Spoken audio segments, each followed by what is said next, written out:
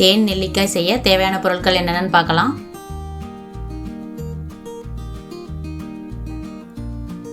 நெல்லிக்காய் 10, தேன் 50 மில்லி.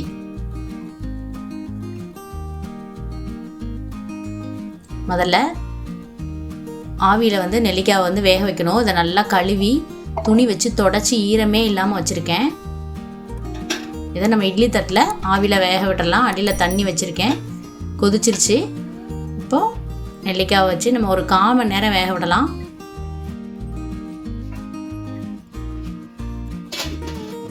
வேகட்டும்.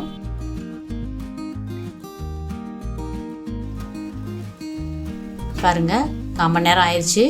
நல்லா நெல்லிக்காய் வெடிச்சு நிற்கிது பாருங்கள். இந்த ஸ்டேஜில் அடுப்பை ஆஃப் பண்ணிவிட்டு ஆற விட்டுறலாம். இப்போ ஆறிடுச்சு. அதாவது நெல்லிக்காய் நல்லா கழுவி ஈரம் இல்லாமல் தொடச்சிருக்கணும். இப்போ வெந்த உடனே பாருங்கள் பளபளன்னு இருக்குது. இதை நம்ம ஒரு கண்ணாடி பாட்டிலில் இல்லைன்னா பிளாஸ்டிக் டப்பாவில் ஒன்று ஒன்றா அடுக்கிக்கலாம். அடுக்கிட்டு தேன் ஊற்றி ஊற வச்சதுக்கப்புறமா நம்ம வெயிலில் வச்சு எடுக்கணும். பகலில் பூரா வெயிலில் வைக்கணும். ஈவினிங் நம்ம வீட்டுக்குள்ளே வச்சிடலாம். இப்படி மாறி மாறி ஒரு 5 நாள் ஊற வைக்கணும். பாருங்கள், தேன் ஊற்ற போகிறேன். அது முங்குற அளவுக்கு ஊற்றிக்கலாம். டெய்லி எடுத்து நல்லா குலுக்கி விடுக்கணும், அடியில் உள்ளது மேலே வர மாதிரி. இப்போ எல்லா நெல்லிக்காயும் ஒன்று போல் அப்போ தான் ஊறும். எல்லா நெல்லிக்காய் ஃபுல்லாக நல்லா தேனை உறிஞ்சிக்கி நல்லா நிற்கும். டெய்லி ஒரு நெல்லிக்காய் சாப்பிட்டா உடம்புக்கு ரொம்ப நல்லது. பாருங்கள், தேனில் ஊற வச்சுட்டேன். இதுக்கு மேலே ஒரு துணி போட்டு ரப்பர் பேண்ட் போட்டுடலாம்.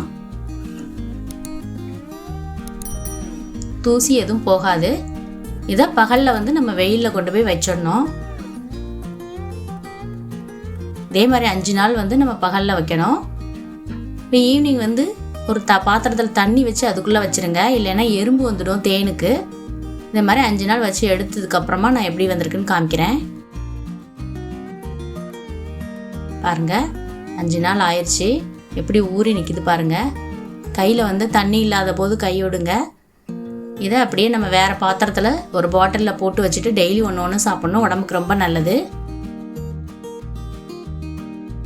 சத்தான தேன் நெல்லிக்காய் ரெடி.